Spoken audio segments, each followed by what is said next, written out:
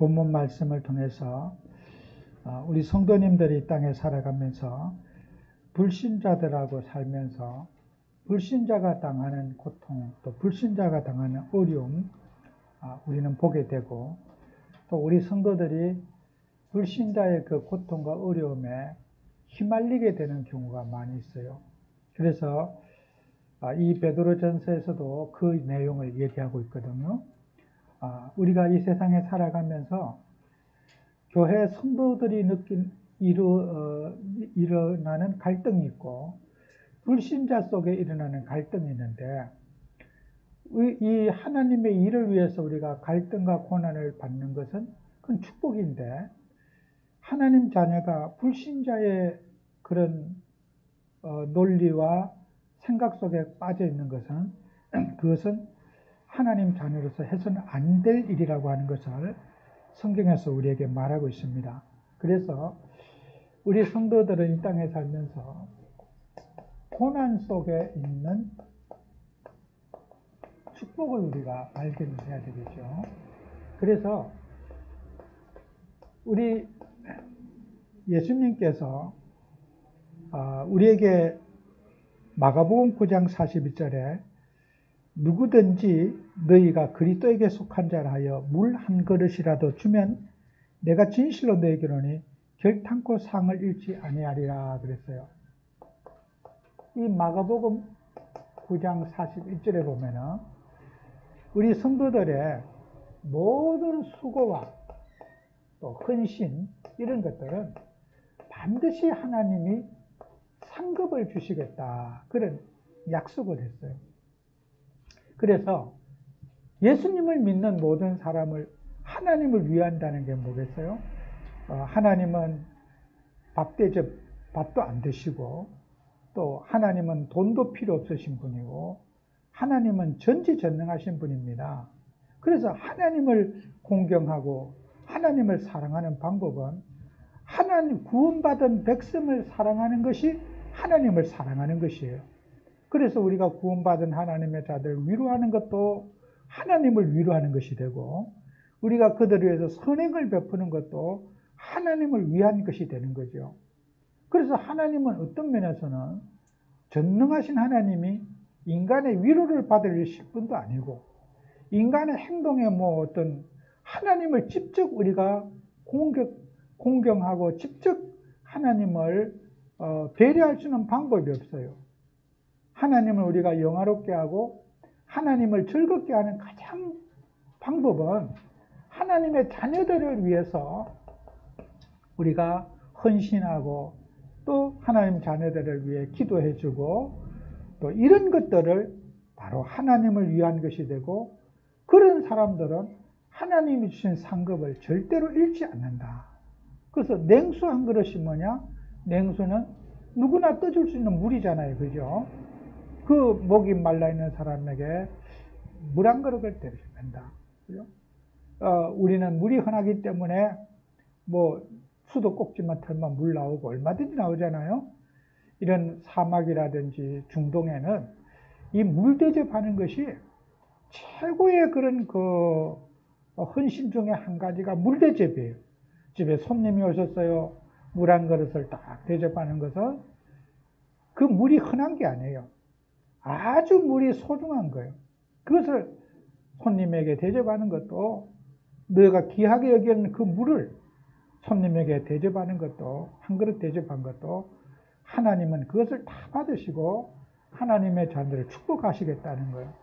그래서 우리가 복음을 가진 우리 하나님 자녀들은 항상 헌신의 대상들을 우리가 놓고 여러분이 기도하셔야 돼요.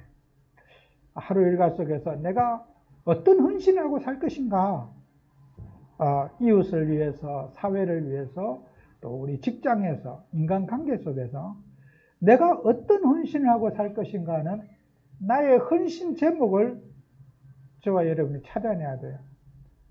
그래서 교회 다니는 하나님 자녀들은 이 제목만 잘 찾게 되면은 반드시 여러분은 응답받아요.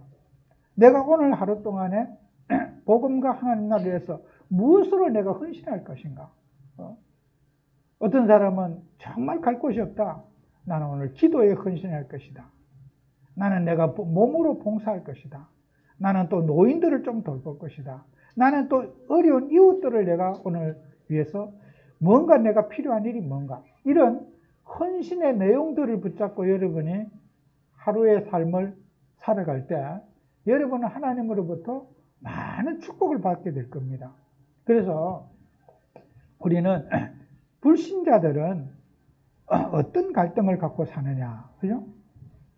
여러분과 저는 불신자가 당하는 고통과 원인을 우리는 잘 알아야 됩니다. 그래서 창세기 3장 1절에서 6절에 보면요, 우리가 너무나 이 본문을 잘 아는 본문이잖아요. 사탄이, 마귀가 하와에게 물어요. 하나님이 정녕 이 과일을 따먹지 말라고 했더냐 하고 첫 번째 아담에게 유혹하고 아담과 하와를 유혹하는 방법이 뭐냐면요, 하나님의 말씀을 의심하게 만들고 하나님의 말씀을 불신하게 만드는 것이 사단의 전략이에요. 야, 하나님이 정말 이 선악과를 따먹지 말라고 그랬더냐, 이렇게 말씀을 절대적으로 믿지 못하게 하고 말씀을 의심하게 만드는 것이 사단이 하는 첫 번째 사역이 말씀을 의심하게 하는 거예요. 우리는 하나님의 자녀가 말씀대로 그냥 아멘하고 살면은 아무 문제 없어요. 그런데 인간이 머리를 쓰거나 인간이 계획을 잡으면서 말씀에 대항하는 거, 그 사단의 역사거든요. 사단이 지금도 마찬가지예요. 우리가 하나님 말씀대로 살면은 인간에게 가장 큰 행복이고 축복인데, 야, 말씀대로 살되 말씀만 붙잡지 말고 인간의 방법도 늘 생각해라. 이렇게 마귀는 말씀대로 살되 말씀만 갖고 살지 말아라. 이게 사탄 마귀가 지금 우리에게 주는 메시지가 지금도 똑같이 역사합니다. 말씀대로 살면 반드시 하나님 역사하게 돼 있어요.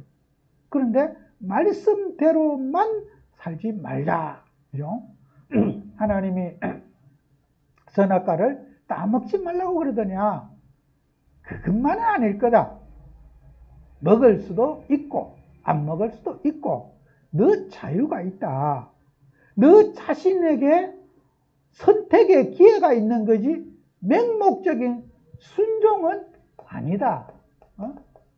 불순종 좀 해봐라. 너 어떻게 그렇게 바보처럼 말이야 말씀 그대로 믿고 사느냐. 그 불순종 좀 해봐라.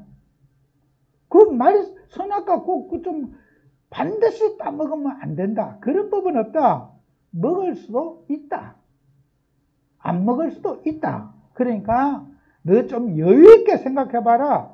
말씀만 믿는 맹꽁이가 되지 말고 좀 네가 너 자신을 찾아내라.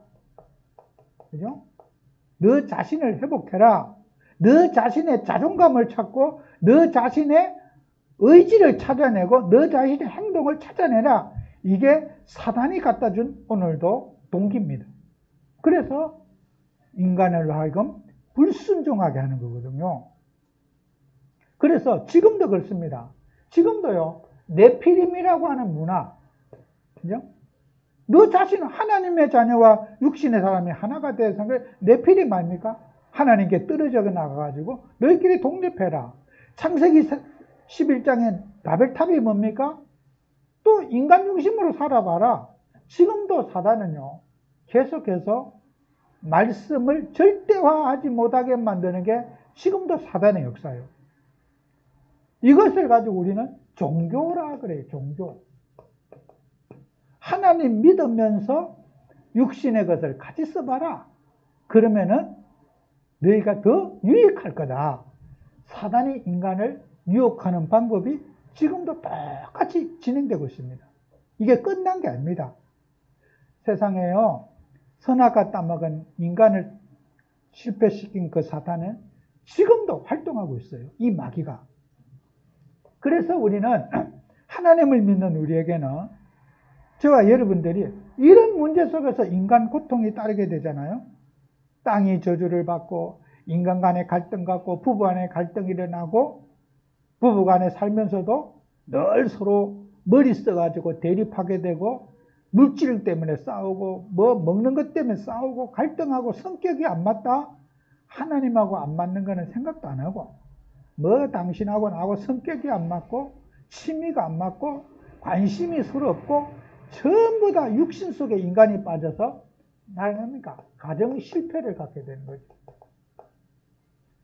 하나님하고 안 맞는 것은 생각지도 않고 육신과 안 맞는다고 늘 불평하는 거예요. 인간이 육신으로 전락하게 된 거잖아요. 우리는요, 하나님하고 소통하면은 모든 것이 다 극복돼요. 하나님하고 함께하고 하나님을 누리게 되면은 다 회복되는데 늘 사람끼리 안 맞다 이거요.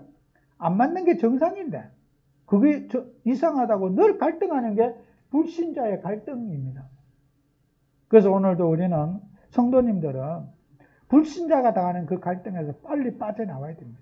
우리 하나님 자녀가 그런 육신의 갈등, 먹는 것 갈등, 성격 갈등, 대립 이런 거 하다가 죽으면요. 우리 인생 너무나 허무하죠. 진짜 우리는 하나님 자녀가 불신자가 당하는 고통 속에서 우리가 해방받아야 되겠죠. 그래서 우리가 여러분은 누가복음 16장 우리가 19절에서 31절에 있는 이 말씀이 뭐냐면요. 이 불신자는 지옥 배경을 가지고 있어요. 살아서도 육신의 논리 속에 살다가 죽으면 끝나는 얘기가 아닙니다. 지옥 배경 속에 살다가 지옥 가는 거예요. 불안과 염려와 갈등 속에 살다가 지옥 배경 속에 살다가 인간은 죽어요. 우리나라에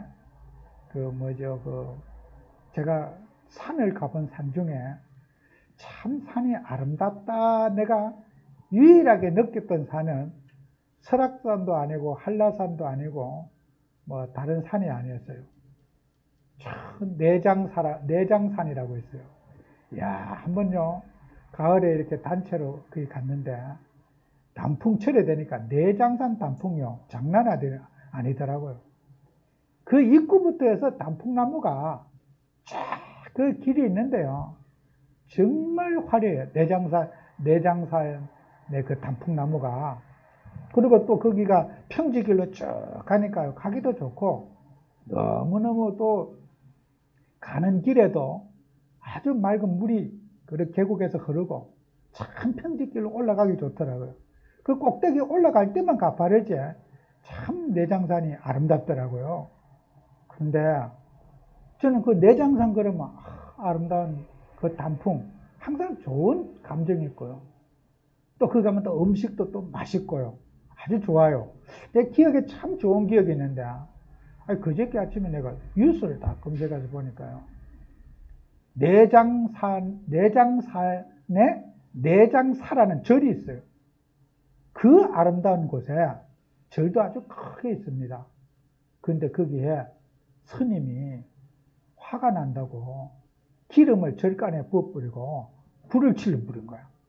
근데 그게 뭐 아마 20억 가까이 되는 그 건물인가 봐요. 다 타버렸대요.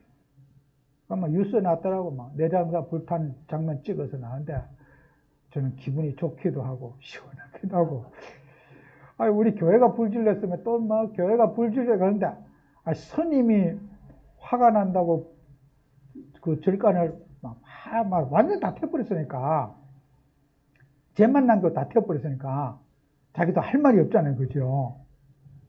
저는 그런 생각이에요. 아무리 좋은 환경에 좋은 단풍길에 산속에 걱정 근심 없는 그곳에 거기 살면은 가정에 자식하고 갈등도 없고 그죠? 뭐 부부간에 싸울 일도 없고 저래 스님 혼자 사는데 뭔 화가 난다고 거기에다가 기름 붓고 불을 지르겠어요. 그죠? 인간은 출생이 어디서 태어납니까?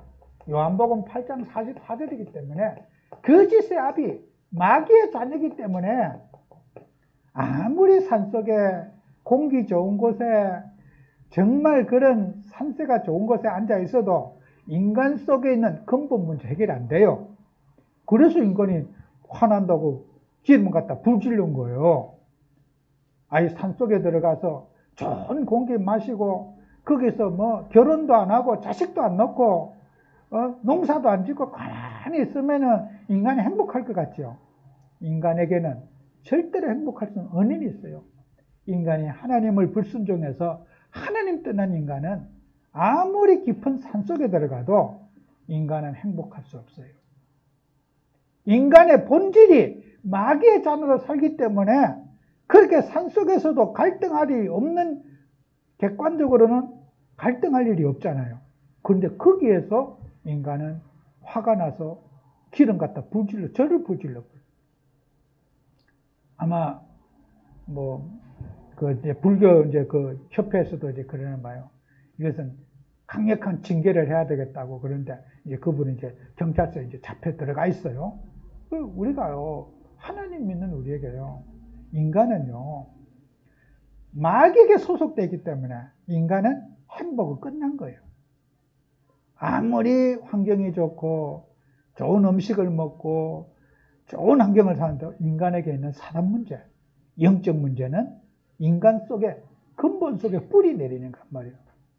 우리가 여기에 대한 답이 없으면요, 불신자가 부러워하는 환경, 집안에 불평하고 원망하고, 그 마귀 자녀들이 하는 그 일을 우리 성도들도 거기에 빠질 수 있는 거예요. 맨날 먹고 사는 문제 때문에 갈등하고, 그래서 왜 불질려 물었더니 속상해서 나를 화나게 해서 불질렀다는 거예요. 아마 저래 중들도, 스님들도 많이 계실 거 아니에요. 스님끼리 뭔가 갈등이 있었나 봐. 여러분, 우리는요, 불신자가 당하는 갈등에서 빨리 빠져나가야 돼요. 그죠? 우리 하나님의 자녀가 불신자들이 당하는 그런 갈등이나 갖고 살면 너무 우리가 안타깝지 않겠습니까? 그래서 우리 세상 사람들은 또 어디에 빠졌습니까? 에베소서 2장 1절에서 2절에 이 흑암 문화에 빠져있어요. 흑암 문화, 사탄의 문화. 저는 이번 주에도 사건 사고가 많더라고요.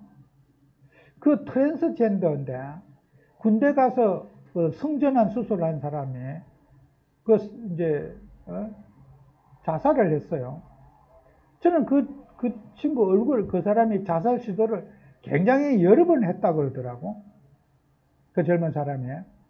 근데 많은 사람들이 동성연애라든지 이런 그 성차별법 이런 걸 빨리 국회에서 처리해야 된다고 이제 막 여론이 일어나는데, 그 사람이요, 딱 얼굴 딱 보면요, 내가 볼 때는 사로잡힌 사람이에요. 완전히 그 사단에게 사로잡힌 사람이에요. 우리가 사람이요, 신체적인 조건과 여러 가지가 인생에 문제 없는 사람 없어요. 다 애로사항이 있고 건강에 문제가 있고 갈등이 있고 장애가 다 있어요. 멀쩡하게 다니는 사람도 육신적인 장애가 거의 대부분 다 있어요. 나만 그렇게 있다고 생각하는 그 자체가 영적인 문제인 거예요. 그죠? 그러니까 우리가 사람들은요, 이 흑암의 문화 속에 빠져가지고 자살한 것을 굉장히 그 사람을 막 추앙하는 거예요. 우리가요, 이 세상의 모든 문화가 마귀 문화예요. 우상 문화고 사탄 문화고, 인생의 모든 가치관이 하나님 없이 인간 중심의 그런 문화를 가지고 있는 사탄 마귀 문화를 가지고 있어요. 우리가 여기에 말씀의 기준으로 우리가 세상을 바라볼 수 있는 눈이 있어야 돼요.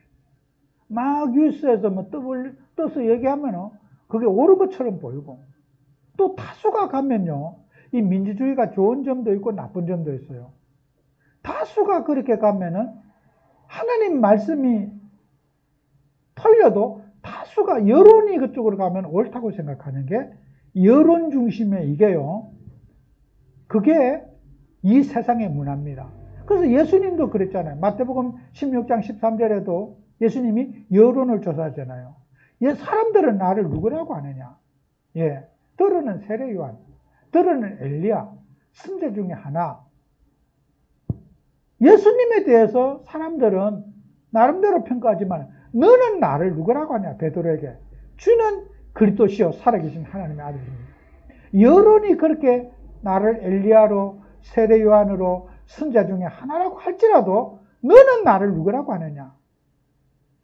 우리가요, 많은 사람들이 여론에 떠밀려가는 신앙을 갖고 있다. 요즘에 다 그런데 뭐. 그것이 이 시대에 살아가는 사람들이 여론에 빠져져 있다. 그래서 우리는 여론이 아무리 세상이 그래도요, 하나님의 자녀가 살아가야 할 길은 따로 있는 거죠. 그래서 우리가 지금 세상 사람들은 사도행전 10장 38절에 보면은 마귀에게 눌렸다. 마귀에게 눌린 자를 고친다. 지금 이 세상은요, 사회적인 문제가 아닙니다. 영적인 문제입니다. 마귀에게 눌려 있는 거예요. 그 자살한 그 젊은 청년은 제가 봤을 때 누가 봐도 얼굴로 봐도 사람이 억압되는 얼굴이에요. 그가 시달리고 가해 눌림을 당하고, 그런데 누구도 그에게 영적인 답을 못 준 거란 말이에요. 그죠? 이게 마귀에게 눌린 거지 세상에 눌린 게 아니에요. 그 사람이요. 그래서 우리가 이 마귀에게 눌린 자를 치유받아야 됩니다. 우리가 복음을 가진 하나님의 자녀가 마귀에게 눌린 자를 치유하는 증인 되셔야 돼요. 그래서 우리가 하나님의 자녀가 왜 그러면 우리는 어떻게 하면 이 문제를 해결할 수 있는가? 해결책은 뭔가? 뭐 지금 우리가 말했지만요, 하늘이 두 쪽이 나도 요한일서 3장 8절입니다. 하나님의 아들이 이 땅에 오신 것은 마귀의 일을 멸하러 오셨다. 예수님이 이 땅에 오셔가지고요, 이 사탄의 일, 마귀의 일을 멸하러 주님이 오신 거예요. 절대로 석가모니 이름으로 마귀 못 물리십니다. 그래서 우리는 예수님이 참 왕으로 오셔가지고 사탄의 일을 멸하시켜 오셨다는 거예요. 예수님 말고는, 예수 이름 말고는 절대로 인간의 영적 문제 해결 안 됩니다. 이게 마귀에 눌린 영적 문제, 예수님의 이름 아니고는, 그리스도 이름이 아니고는 해결되겠습니까? 하나님의 아들이 있다 하신 것은 이 사단이 거짓의 왕, 마귀가 왕노릇하고 있는데 이걸 멸하기 위해서 우리 예수님이 오셨다는 거 아닙니까? 그래서 요한복음 14장 6절에 진리요 진리요 생명이니 나로 말미암지간 아버지께로 올 자가 없다. 선지자 되신 예수님 아니고는 하나님 만나는 길이 없어요. 어떤 이름으로도 하나님 만나는 길은 우리 예수님 통해서 하나님 만나는 거예요. 다른 이름으로는 절대로 하나님을 만날 수 없습니다. 우리에게 인간의 구원의 길을 내신 예수 그리스도만이 하나님 만나는 길이 되신 거예요. 그분이 뭡니까? 베드로전서 2장 9절에 그분이 참 제사장이 되셔갖고 우리 인생의 저주 문제, 재앙 문제, 죄 문제 해결하신 그리스도 아닙니까? 이 땅에 죄악 속에 빠져갖고 하나님을 거역한 죄, 그게 원죄 아닙니까? 인간의 죄 중에 제일 큰 죄, 하나님을 거역한 죄. 사람 간에 뭐 실수한 죄, 그 죄도 죄지만은 진짜 죄는 인간을, 하나님을 떠난 죄. 그 죄는요, 우리 예수님 아니고는, 죄 없으신 예수님 아니고는 이 문제 해결할 수 없습니다.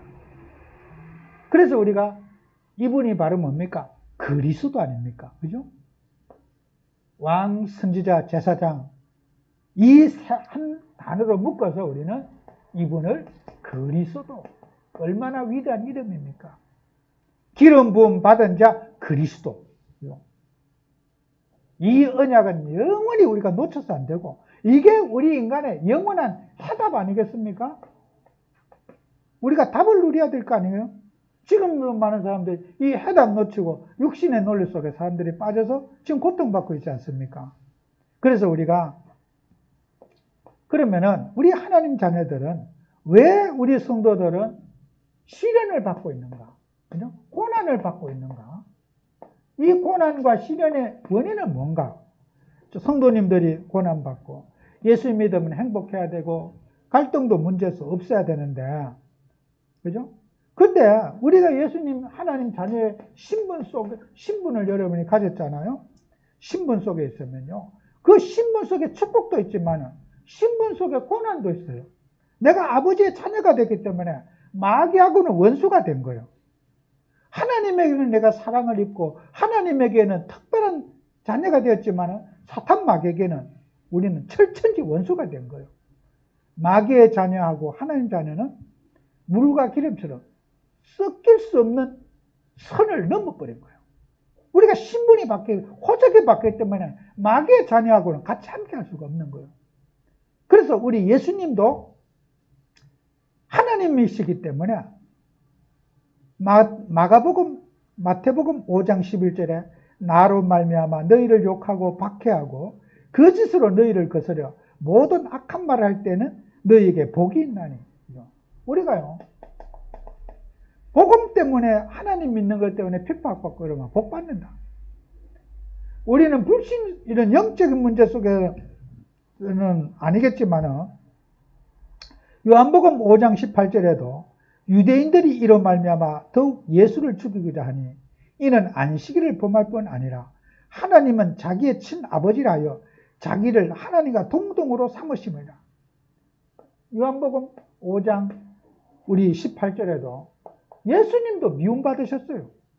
예수님 뭐 잘못한 게 없어요. 예수님도 이 땅에 오셔가지고 유대인들에게 미움을 받았어요. 하나님과 동등하게 여기고 예수님을 사람으로 보는 사람과 하나님이신 하나님과는 충돌이 되는 거예요. 그래서 하나님도 미움을 받았어요. 우리는 복음을 가진 하나님 자녀가 이 미움받는 거 당연하게 여겨야 돼요. 그리고요, 우리는 조금 전에 우리가 그리스도 이름의 축복을 또 누려야 돼요. 이 그리스도 이름이 얼마나 대단한 이름인가 하는 것을 여러분이 알아야 돼요. 사도행전 11장 26절에는요, 안디옥에서 일어났던 일이거든요. 비로소 그리스도인이라 칭함을 받았더라 그랬어요. 우리 남서울교회 저는 제일 교회의 비전, 교회의 이런 마크가, 야, 남서울교회는 그리스도인들이 모여있다. 착한 사람들이 모여있다. 이런 게 아니고 그리스도인들이 모여있다. 저는 이런 소문나기를 저는 바라는 거예요. 안디옥교회 축복 그거예요. 저 안디옥교회는 그리스도인들이 모였다. 얼마나 입에서 그리스도를 많이 말했으면은 저 사람들은 그리스도 말하는 단체구나. 그리스도인들이 모였고 그리스도로 무장된 사람이 모였다. 그래서 안디옥교회를 통해서 세계복음하고요, 로마복음하는 전도팀이 구성된 거예요. 그리스도 이름으로 무장된 교회. 그래서 우리 교회는 그리스도로 무장된 교회가 된다. 다른 게 아니고 이 지역에 수많은 교회가 있지만 남서울교회는 다르다. 차별화. 남서울교회는 그리스도 말하는 교회다. 뭐 율법 말하는 교회가 아니고 남서울교회는 그리스도 강조하는 교회다. 이게 이 동네에 소문이 퍼져야 될 줄로 믿습니다. 아니, 교회가 없어서 우리가 교회할 거 아니잖아요. 이것만 늘린 게 교회인데요. 제가 우리 교회를 이 동네 이쪽 라인에요, 저기 그 안양 성결교회까지 보니까요, 거의 건물 하나마다 교회가 다 붙어 있더라고. 아니, 세상에 반대편에서 보니까요, 이쪽 편에서 보니까 교회를 모르겠더니 건물마다 교회가 다 있어요. 그래서 내가 세려봤어. 하나, 둘, 셋, 넷, 다섯, 여섯. 어마어마하게 이 줄이 많더라고요. 지금 동네야 교회가 못자리 본 것이 많아요. 세상에 나는 우리도 교회를 오랫동안 하지만은, 이 동네에 교회가 이렇게 많으냐, 교회가. 교회가 없어서 우리가 교회를 하는 게 아니잖아요. 그리스도 이름이 끊어진 이 시대에, 복음이 끊은 시대에 그리스도 말하는 교회를 세우기 위해서 우리 남서울교회가 세워져야 된다는 거예요. 그냥 일반적인 교회가 아니고 그리스도만을 말하는 교회. 이게 우리 교회를 세워야 될 이유입니다. 안디옥교회가 받던 축복처럼 우리 교회가 이런 비전 가지고 이런 응답받아야 될 줄로 믿습니다. 그래서 우리는 다른 게 아닙니다. 어떻게 이제 그리스도를 드러내는 삶을 살자. 무슨이 안 돼요. 그리스도만을 말하고 그리스도만을 증거하는 그런 교회되자. 그래서 빌립보서 3장 9절에도 그 안에서 발견되려 하매니 내가 가진 의는 율법에서 난 것이 아니요 오직 그리스도를 믿는 믿음으로 말미암은 것이니 곧 믿음으로 하나님께로부터 난 의라. 사도행전 14장 18절에도 이렇게 말하여 겨우 무리를 말려 자기들에게 제사를 못하게 하리라.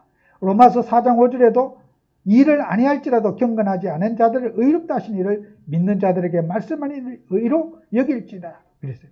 우리가요 그리스도를 전달하고 그리스도를 드러내는 그런 삶을 사는 우리 남솔교회 되자. 그래서 우리는 정말 불신자들이 당하는 이 고난, 지금도 육신의 논리 속에 빠진 이 사람들을 살려내는 우리 교회. 또 우리는요 어차피 인간은 고난을 당하고 사는 거예요. 그래서 우리는 영원한 천국이 있는 거예요. 세상이 천국 같다면 영원한 천국이 필요 없잖아요. 그죠? 세상에는 원래 참 평안이 없어요. 늘 여러분이 고생하고 힘들고 또 우리는 랩런트들이 공부하고 학교 다니고 직장 다니고 하루하루 정말 열심히 살아야지 수고하고 땀을 흘려야지 먹고 사는 세상이에요. 누구도 여기에 예외가 없어요. 이전에는 저도 밥 한 끼 안 먹으면요 배고파 죽어요. 신경질 나고. 인간은 누구든지 밥 안 먹으면 배고프고 기력이 없고 약해지고 그러는 거예요. 인간이 살다 보면 실수도 하고 또 불안도 당하고. 그러나 성도가 당하는 고통과 불신자가 당하는 고통은 다른 거예요. 우리는 성도가 이런 고난을 통해서 하나님 뜻을 이루어가고 또 하나님의 그의 백성을 위해서 헌신하면서 우리 인생은 의미 있는 고난을 찾자. 불신자가 당하는 고난이 아니라 하나님 자녀가 당하는 고난, 수고의 고난, 헌신의 고난 이런 것들 우리가 당하며 살자. 제가 가까운요 병원에 이제 어저께 갔는데 그 간호사가 그 내가 이렇게 뭐 코를 이렇게 좀 이렇게 있으니까요. 그 의사인데 그 컴퓨터가 이렇게 갑자기 다운이 됐어. 컴퓨터가 다운이 되니까 컴퓨터 kontrol 동안에 제가 이제 기다려야 되잖아요. 근데 그 간호사가 굉장히 퉁명스러운 거예요. 아저씨, 저 나가겠어요. 그래. 어디 나가야 됩니까? 그러니까 그 의사장 미안해가지고 그냥 편안한 데 앉아 계십시오. 그냥 편하게 그냥 쉬십시오. 그러니까 막 길게 빼서 편하게 쉬십시오. 간호사는 막 팍팍 찔러버리고 의사는 살살 그냥 미안해가지고. 그래서 제가 이런 영적 생활 하면서요. 야, 간호사도 불안할 거야. 야, 이거 누가 코로나 걸려가지고 말이야. 누가 나한테 전염돼. 일은 안 할 수 없이 억지로 또 수정을 드려야 되니까 얼마나 짜증스럽겠습니까? 그 빈 시간 또 있으니까 막 그 방 안을 팍 뛰 들어가요 또 간호사가. 그 왜냐면 일은 안 할 수가 없죠. 의사가 하자니까 해야 되지. 손님은 계속 오지. 얼마나 힘들어. 오늘도 생각나는 거예요. 저 간호사 힘들겠는데. 저렇게 불안 속에서 염려 속에서 직장 안 다닐 수는 없고 다니면서 저렇게 힘드는데. 우리가 복음을 가진 하나님 자녀는요. 우리는 세상에 수많은 사람들 보면요. 여러분에게 짜증내는 그분은 여러분 보고 살려달라고 하는 메시지를 받아야 돼요. 나 좀 살려달라. 구원 나라를 코라는 음성으로 들어야 되는 거예요.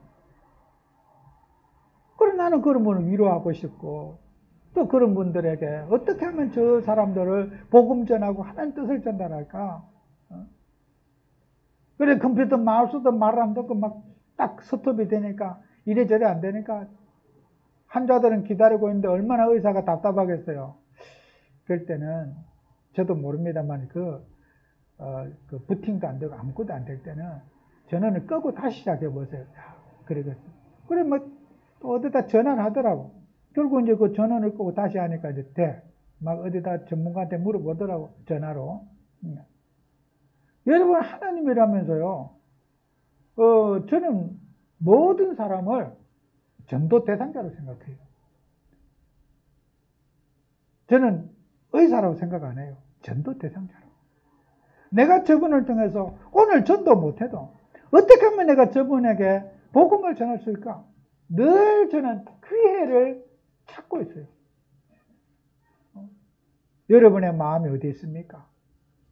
여러분이 만나는 사람, 여러분이 대화하는 사람, 전도 대상자로 보고 한번 접근해 보세요. 은혜됩니다. 또 무슨 착오가 있어도 은혜가 되고, 아이고 수고하시네요. 괜찮습니다. 천천히 하세요. 괜찮습니다. 위로하게 되고요. 사건과 문제 속에서 전도 대상자의 눈으로 한번 현장을 한번 봐보세요.